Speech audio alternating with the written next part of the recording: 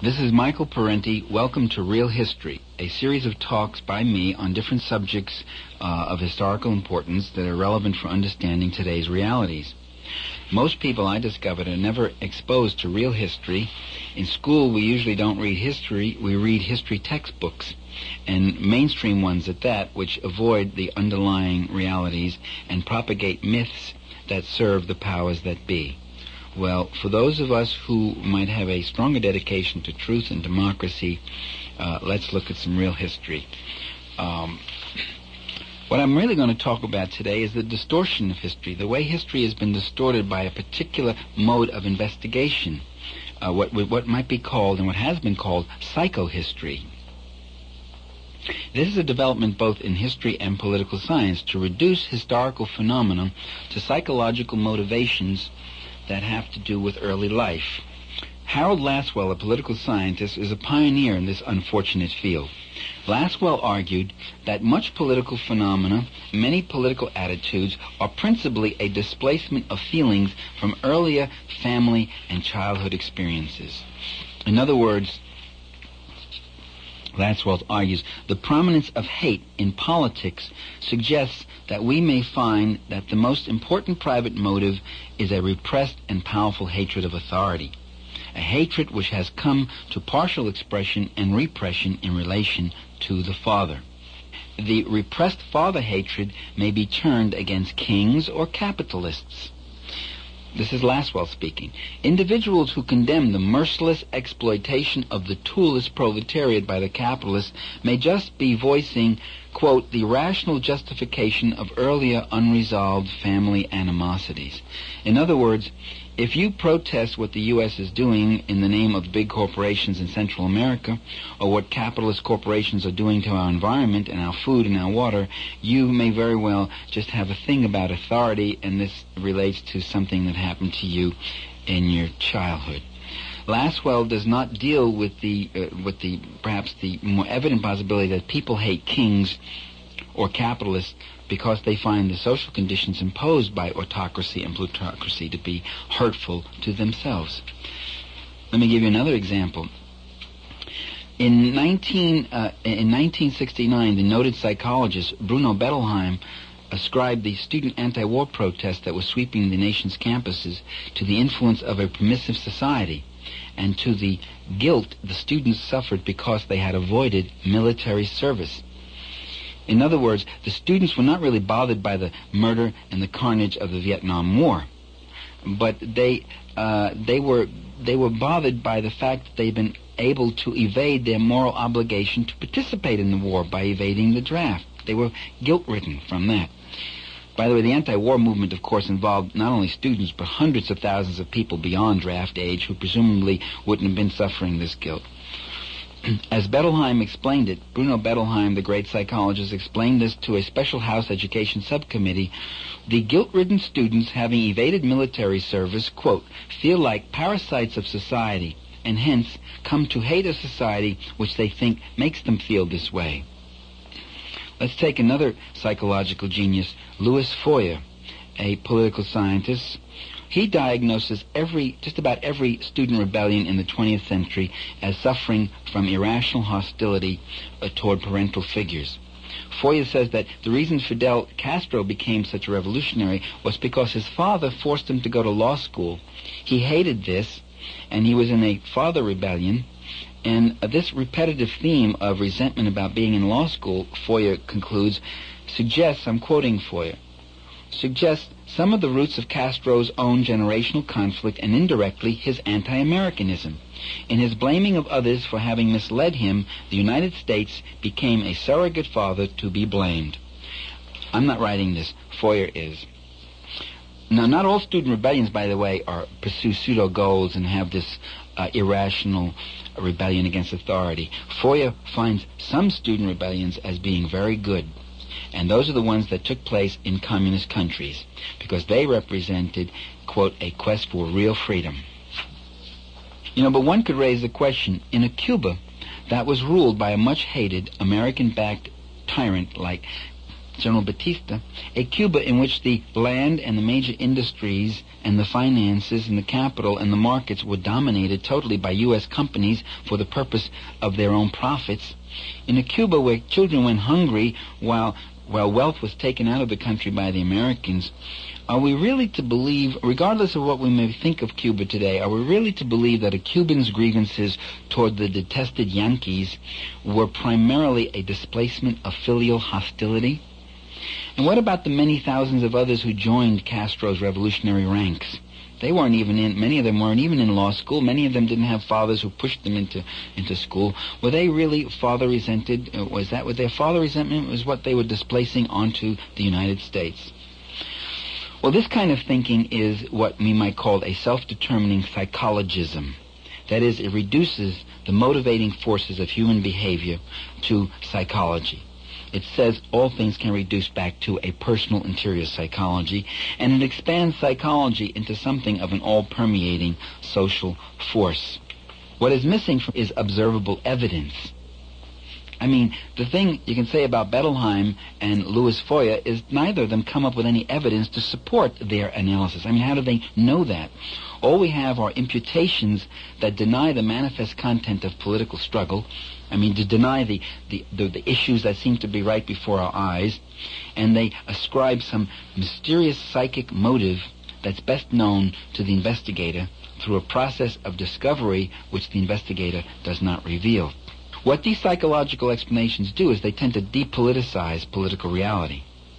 But by the way, they do it in a politically selective way. I gave you the example of Foya, who depoliticizes the student rebellions he doesn't like, but accepts the politics of the student rebellions whose politics he does like. For instance, Bettelheim never thought it necessary to search for pathology in those who ordered the B-52 carpet bombing of Indochina.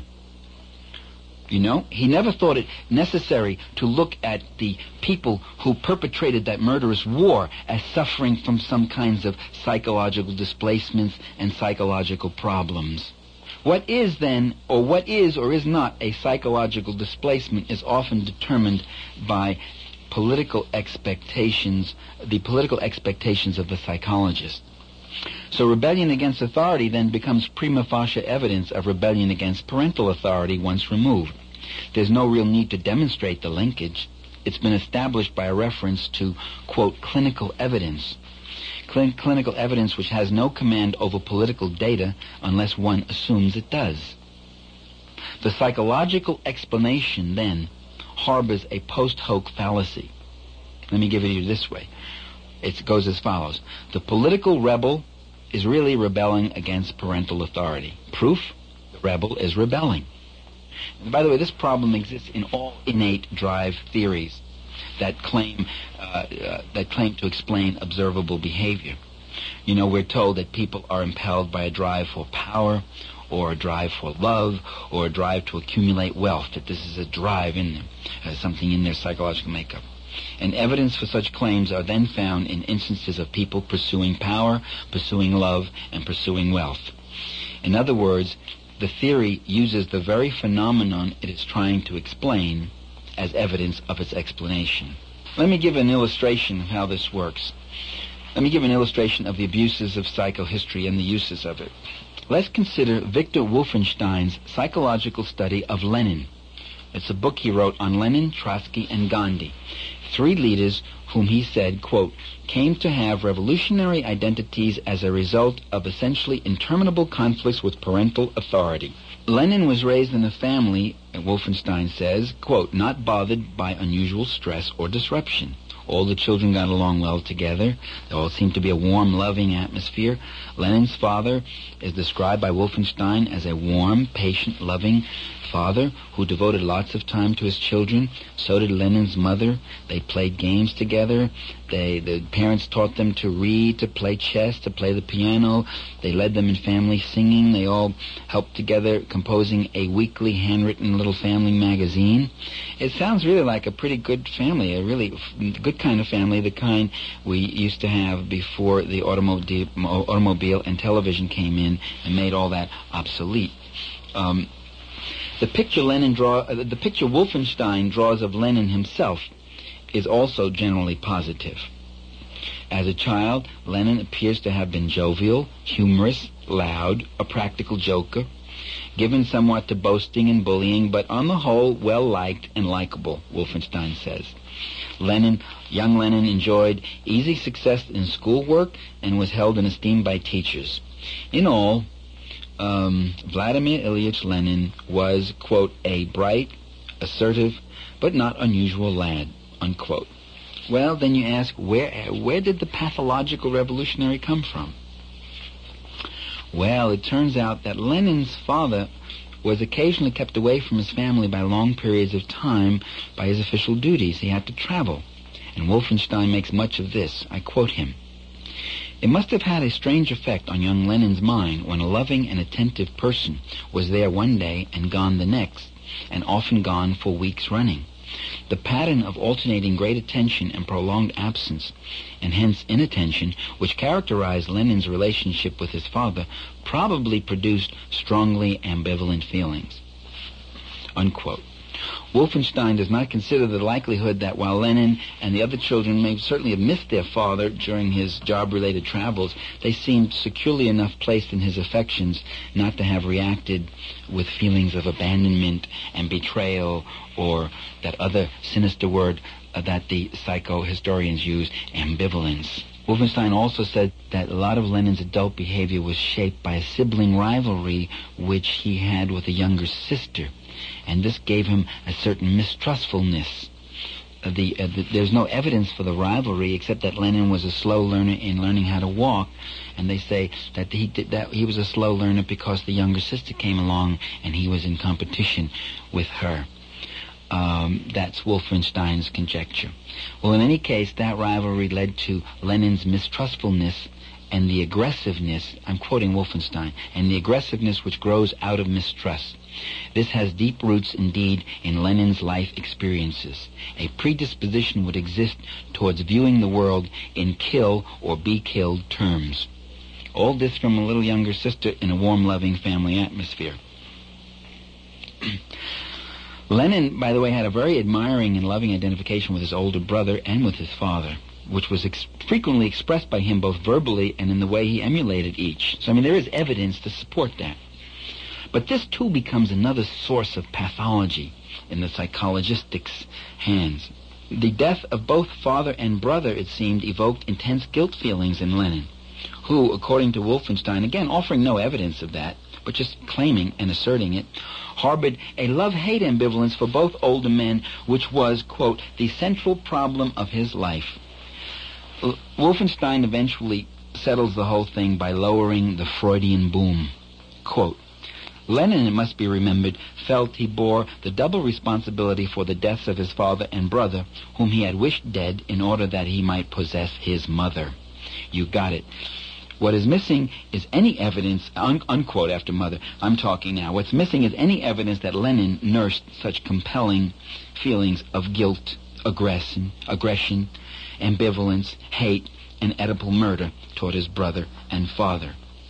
If Lenin felt bad about anybody, it was the Tsar who executed his brother for being a revolutionary. But that's the wonderful thing about psychohistory. You can just announce these vast causalities from mysterious unseen regions.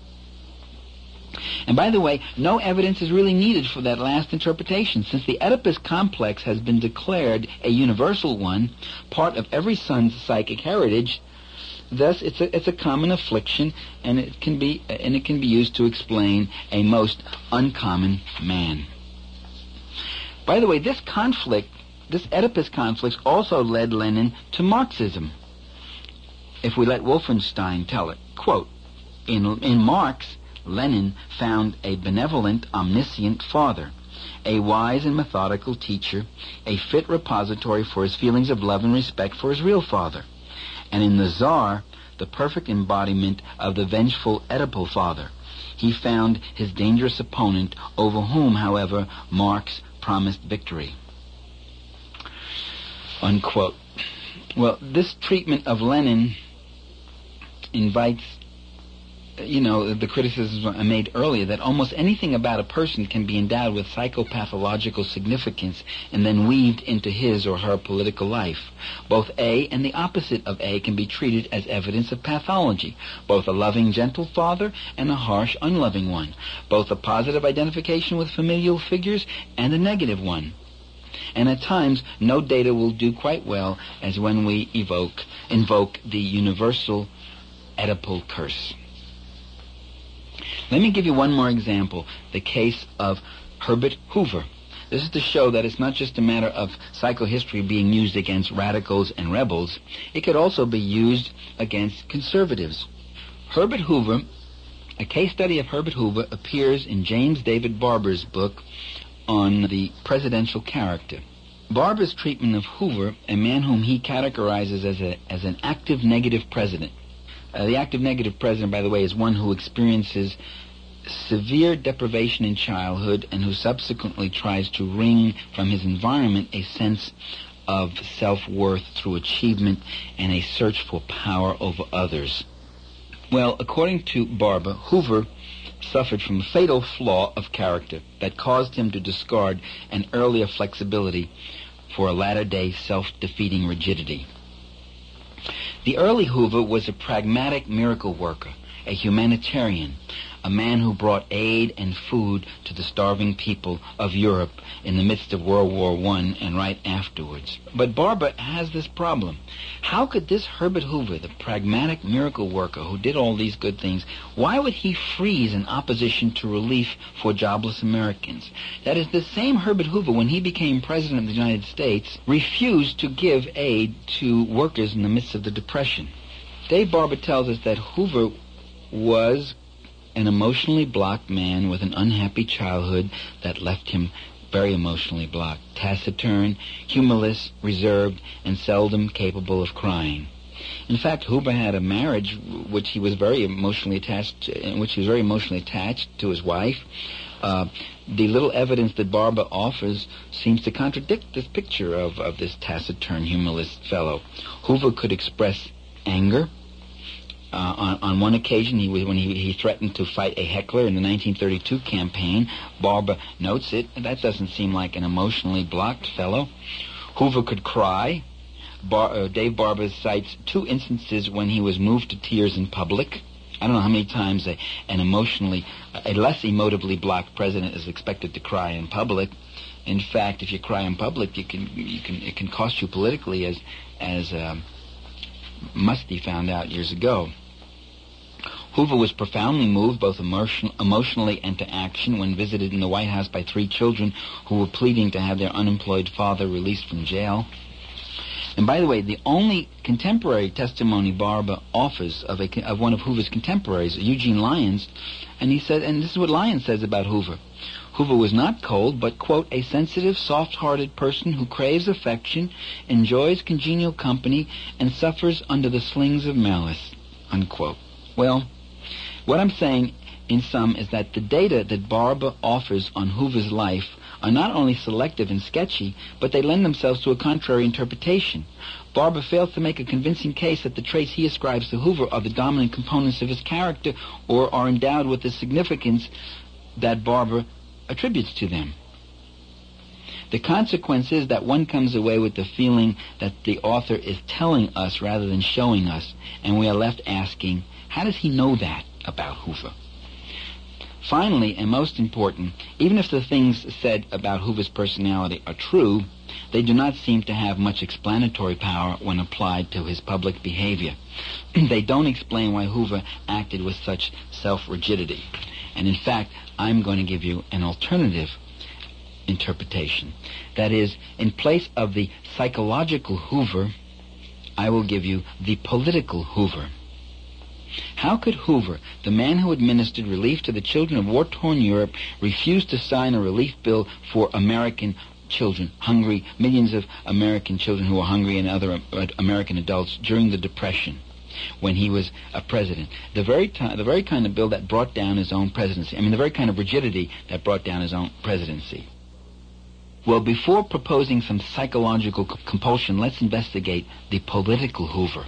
because therein may rest the cues to his political actions. I mean, I believe, I'm kind of old-fashioned, I believe that if you want to understand political actions, you ought to look at political things, at least as the first step. Dave Barber quotes in his book, The Presidential Character, he quotes President Hoover as saying, quote, "The sole function of government is to bring about a condition of affairs favorable to the beneficial development of private enterprise." Did you get that? Dave Barber didn't say it. I didn't say that. President Herbert Hoover said that. And I would say that indeed, if you look at Hoover's career, it reveals a rather consistent, lifelong dedication to the private enterprise system at both at home and abroad. As head of the private organization, the Belgian Relief Commission, and later as director of the American Relief Administration, Hoover administrated aid in a highly political way. Contrary to the view that he was a great humanitarian, the Belgian distribution program had the aura of a business enterprise. The population of Belgium paid for most of its food when they could, and they were classed as charity cases when they couldn't. The donations of food made in this country and elsewhere were sold to the Belgians at wartime prices for cash, just as though they had been bought in the open market. So people who were contributing, making donations to Hoover's Belgian Relief Commission, thinking that this charitable food was going to the Belgians, found out that Hoover was selling it to the Belgians. The system was so organized that Belgium was drained of money in exchange for food. And the Belgians protested, by the way. In fact, there remained drastic shortages arose in 1916. There were hunger riots among the poor classes, that is, among those who couldn't pay Herbert Hoover's prices. So much for Herbert Hoover, the flexible humanitarian. By the war's end, Hoover was concerned with more important things than feeding Belgians. As early as November 1918, he made it clear that food was to be used as a political weapon, just as it's used today in U.S. foreign aid. It was to be used to stem the tide of Bolshevism. That's a quote of Herbert Hoover's. When Hoover's American Relief Administration sent aid to Russia, it was for a purpose never intended by Congress. Congress voted aid to Soviet Russia because people were starving in Soviet Russia, but Hoover sent the aid to the areas occupied by the reactionary White Guard armies. And in the Baltics, in Lithuania, Latvia, and Estonia, to areas that were occupied by General von der Goltz, the German Expeditionary Force General, the murderer and killer, who could round up and exterminate whole villages and shoot Jews for the fun of it. Both these armies were dedicated to overthrowing the Soviet government, and both of them engaged in widespread pillaging and executing of civilians. One White Guard army, Udenich's army, subsisted, by the way, totally on Hoover's aid and was able to go on with its murder and its terror thanks to Herbert Hoover. In a report to Congress in January 1921, Herbert Hoover admitted that he had used U.S. relief funds to supply the White armies. Hoover did it again in Hungary. He withheld food shipments to Hungary because he didn't like the politics of the revolutionary Bela Kun government, which was overthrown. By the way, the supplies were purchased with funds advanced by the Bela Kun government. They paid for the funds, but Hoover wouldn't send the aid. Aid only came after the reactionary Admiral Horthy was installed, a right-wing fascist, who was backed by the bayonets of the Romanian army, which instituted a white terror, executing hundreds of revolutionaries and Jews. He used food also as a political weapon in Austria, and said that this was a race against both starvation and communism, and you could take your choice. If you choose communism, you're going to get starvation. That same year, by the way, Senator James Reed of Missouri charged on the Senate floor that $40 million of relief funds voted by Congress to feed the hungry, quote, was spent to keep the Polish army in the field. I should point out that Poland was given aid also. Hoover placed large sums of money at the disposal of the right-wing Polish militarists during their invasion of Soviet Russia in April 1920. By the way, that's another one of those historical facts that are kept as a great secret, that Poland invaded Soviet Russia in 1920. Well, was Hoover motivated by concern for his personal investments, by the way? Well, that might be part of it. While he was described as an engineer, and a great engineer by some of his admirers, Herbert Hoover, in fact, was a multi-millionaire with business ventures in, you ready, in Burma, Nigeria, Australia, South Africa, Nicaragua, the United States, and he had huge investments in Tsarist Russia. He joined up with Leslie Urquhart, a British capitalist, and he floated the Russo-Asiatic Corporation, which would have had holdings, concessions in timberland, mines, railroads, factories, refineries, totaling billions of dollars. Had the Soviet government not canceled these vast concessions, had the Bolshevik Revolution, the Russian Revolution, not taken place, Herbert Hoover would have not just been a multimillionaire, he would have been maybe one of the top billionaires in the world. Now, whether he was motivated by a concern for his own personal investments or by a more generalized class interest or an ideological conservatism, some people would say, no, it wasn't his class interests that were involved. He was ideologically a conservative. Yeah, but his ideology was a class ideology. Or maybe it's a blend of all these three, and there's no reason, by the way, to assume that they're mutually exclusive. Hoover manifested an unswervingly militant opposition to communism and to any revolutionary change that might limit the prerogatives of private enterprise. At the Paris Peace Conference in 1918, he's quoted as saying, "Bolshevism is worse than war." During his tenure as president, Hoover repeatedly made it clear that he opposed public ownership and did not believe in government regulation of the economy. So, what some psychologistic investigators call Herbert Hoover's freeze, his inflexibility, and his compulsion were attitudes that were not personal to him. As President of the United States, he refused to spend the billions of dollars that were needed to ease the plight of the destitute. But Hoover, that wasn't some personal rigidity. Hoover had the support of most of the business community, right up to 1932 and beyond. What the psychological investigator sees as symptomatic of Herbert Hoover's inner character was, in fact, a rather conventionally conservative attitude toward government assistance shared by many others. In fact, it's one you can still hear today. Like so many other conservatives then and now, Herbert Hoover preached the virtues of self-reliance. He opposed taxation on overseas corporations and the like. Hoover repeatedly warned that public assistance programs were the beginning of, quote, state socialism. And I think that's a very revealing comment. His fear was of socialism. But by the way, toward business he was not so rigid. He was actually kind of flexible. He could practice a little bit of socialism toward business. He could dip into the old public treasury. He spent liberally. He supported federal subsidies to shipping interests. He supported federal subsidies to agribusiness, and his Reconstruction Finance Corporation doled out a couple of $1 billion. This is in 1929, 30, 31. A couple of $1 billion to banks and corporations. By the way, all that information is a matter of public record. When the picture it provides us is one of a Hoover that's quite different from this psychologistic Hoover. Rather than moving from flexibility to rigidity because of some inner flaw, Hoover maintained a position that was consistently in line with his class perspective, with his ideology, both in his early days as a relief administrator and later as a president. The man who could assist the murderous White Guard armies, the man who could assist and give aid and take money that was meant to feed children in Eastern Europe and Soviet Russia and give that money to those murderers, to the precursors of Europe's Nazis, would have no trouble ordering General MacArthur to drive out the unarmed Bonus March veterans in an action that left 2 killed and many wounded. The man who, for political class reasons, could withhold funds from starving populations in Eastern Europe and Soviet Russia could, for political reasons, deny relief to American workers. Having fought just 10 years or 15 years before against socialist revolutions in Austria, Hungary, the Baltics, and Russia, President Hoover was not about to introduce what he and many of his supporters considered to be insidious forms of socialism at home. That is, public assistance to those who need it. If you give public assistance to the rich, that's okay.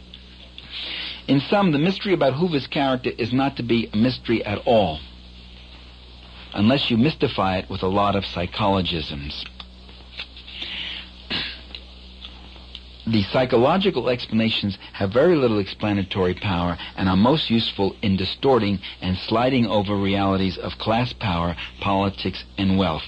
And those are the things we should be looking at, the realities of class power, politics, and wealth. And this is Michael Parenti with some real history.